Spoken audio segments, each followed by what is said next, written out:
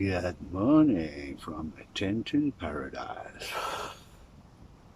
Welcome to the little spot where I've been staying for the last 3 months, waiting for my big Kramer versus Kramer re-entry into the big city in April and May. And yeah, this is my little tent in the garden. You can see like a garden outside, and it's quite cool. I'm quite comfortable. I made it at home. Very simple, but actually quite like a bit of peace. Could stay somewhere else, quite honestly. I could stay in the house. I'm at my sister's place. But this is quite peaceful, I can think on my own. So, anything interesting in your life? Mine, yeah. Got the account from my lawyer today, last night.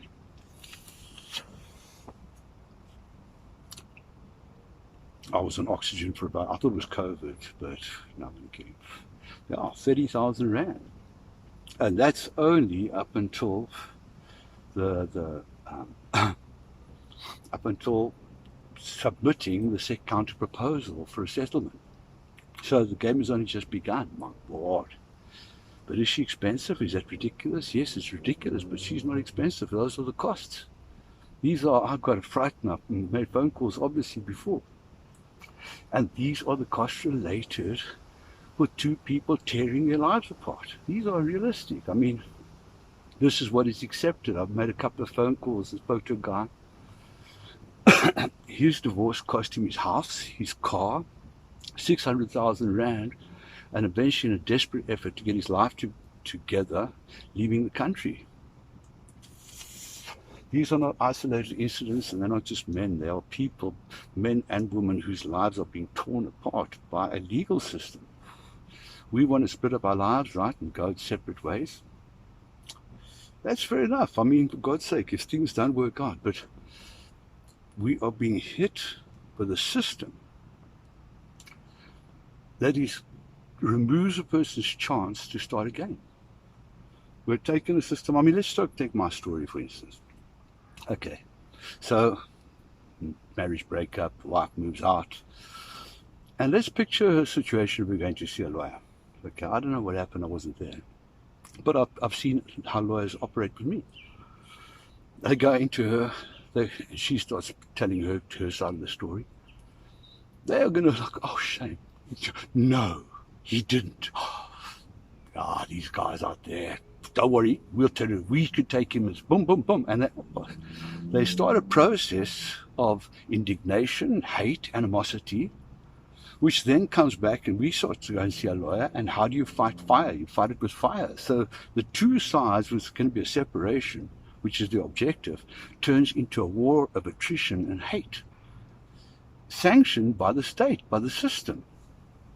So I turned around, we had this little war, and she moves out, starts protection orders, get protection order after protection order. Now, so far it's cost her 15,000 Rand, okay, to go and see, that's what I heard, to go and see the first lawyer. Protection order, eventually, get a long story short, I get arrested for contravention of a protection order and land up in bloody jail. The first time I come in contact with the law, I'm in the cells, in the holding cell, and a supposed lawyer comes to me and says, listen, I can get you out of here for the weekend, and it's going to cost you 6,000 Rand. I'm saying, no, okay, I'll tell you what, I phoned my sister, she says 5,000 Rand. He says, okay, I'll take it. 2,500 down, 2,500 when you're out. Pay the 2,500, bye-bye, never see him again, except on Monday morning in court. And then he said, I still owe him money. I said, sorry, but, hello? Is that legal? Anyway, so I'm 2,000. So we now have 15,000 plus my 2,500 from the estate. That's 17,500 Rand down. Then I've got to get a proper lawyer to come and bail me out. And he gets for 10,000 Rand. And he comes and he goes for the protection order and for the violation. He goes both and says, sorry, we haven't had enough time to prepare. Can we please postpone? And he postpones to April or May. And that's 10,000 Rand. Now we start getting into the court. The wife, in the meantime, through her lawyers and people who is advising her, gets a barring order put against me, and then puts a court date for a settlement or whatever. And I fly to Joburg, and all of a sudden I realize that I'm busy losing my house and everything. And not through her, she doesn't know enough about it. Someone is advising, so I have to get a lawyer, and a lawyer, I go and look for a first lawyer, and it cost me 2,500 rand on a consultation for him to tell me that I can't afford him, that it's going to cost 30,000 rand. And so, sorry, I can't pay that money down. Oh, well, sorry, bad luck. And I can't help putting the thought in my head, how many times does he do that a day? They say, phone me for consultation, you consult, you think you're going to get advice, and he tells you his price and says, buy. Is this moral? I don't know. Anyway, so now that's 2.5 for that. Then 2,000 rand for my present lawyer, who's cool, she's great, she's stunning. And she works and she's professional, she's doing what has to be done. But she is bucking or playing back in a system that will define how she can play. This is what the whole thing, the system is wrong. And it's not wrong, it's just the way it's structured and the way it's sold. I mean, if a lawyer came into my house and my wife's house, okay, before we started this nonsense, and said, okay, have a look at your house and your garden and stuff like that. Now, when we have finished this, half of that is going to be mine at least. The rest we'll work at with you. But half of this, what you see here, half of it's going to be mine or sold or somewhere, at least. Okay. And then look at your kids' eyes. And understand they will never look at you like that again. They will never look at you with that innocence and trust. And they'll be sitting for the rest of their lives playing table tennis and looking and trying to make both sides feel happy. These are things, if someone would have explained that, what the costs of this thing are, in real terms, not saying, no, we'll get it all sorted out, then people would probably think more carefully about how they do this. Because whether you like it or not, your estate together between two people, the husband and wife, what they own together in a balloon, is what's at stake. Now, what should happen is that this thing breaks up into, it depends how you divide it. They can work that out. Sane people can work the shit out if they use their heads. But what happens is it doesn't. This estate gets eroded by the legal system and the system of divorce in this country or all over the world. And this piece here goes missing into the coffers of the legal system and lawyers. That's how it is played. That is how it has to be played, this way. And these two pieces left over for the wife and for the husband are what they have to get on with their lives with. And they've got kids and stuff. If this system is based on the Kids Act, how can the system take such a sizable chunk out of the assets of the parents, knowing that those assets will be fundamental to the success and the future of the children? But taking parents and orchestrating a system of hate in a way that both parents end up hating each other, not because of individual lawyers. Yes, there are unscrupulous lawyers out there. There are terrible, terrible, vile creatures. But there are one or two good ones, but they are stuck in the system. And the swell of people, we sitting here, I can't change this thing for myself. Mine's done. Mine's going to cost me money. It's all gone. I'm living in a fucking tent.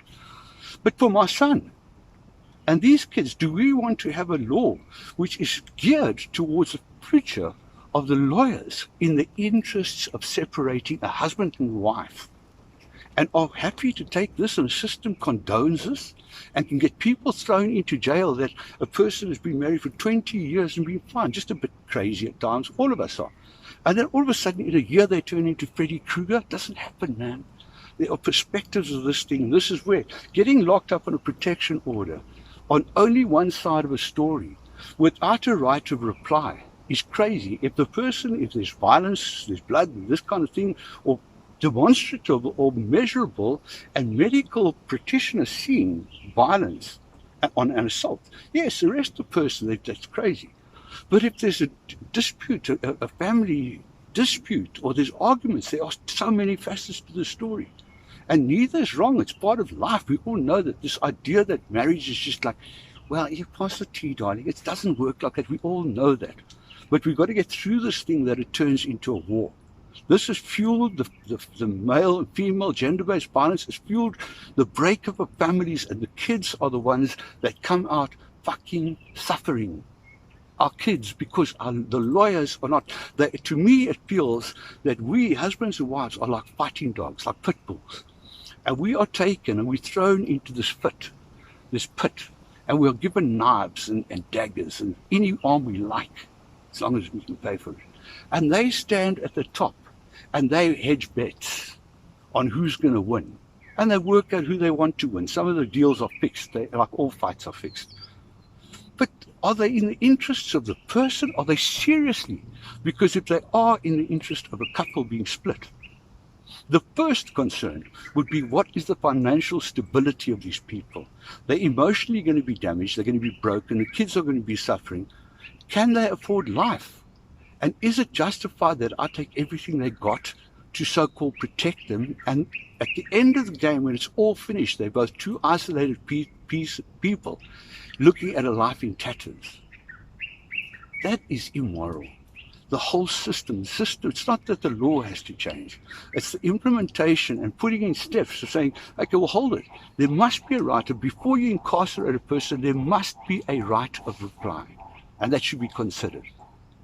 The role of social workers should not be to come and take kids away. It's got to fix the break that has resulted in kids if they've been going for 15 years and 20 years.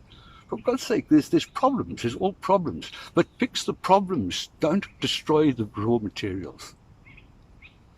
That's it. Anyway, so I'm in this game and I'm playing, and I'll keep everyone posted on what's coming out, but I think we need to play this game differently. We are not turning around, it's got to be men fighting women and women fighting men and the lawyers going hee in the corner. We've got to be adults realizing these are family structures where we loved each other and fucking shit happened and we need to move apart. But I welcome my partner to move apart away with success, and I hope she welcomes that the same on me. This is it, because our kids will see we cannot take the love away from the other parent. We've got to embrace the love because it is a parent, for God's sake. Have a lucky day, and let's hope all this shit comes to an end someday. Well, it won't, that. But let's hope we get more civilized. Ciao.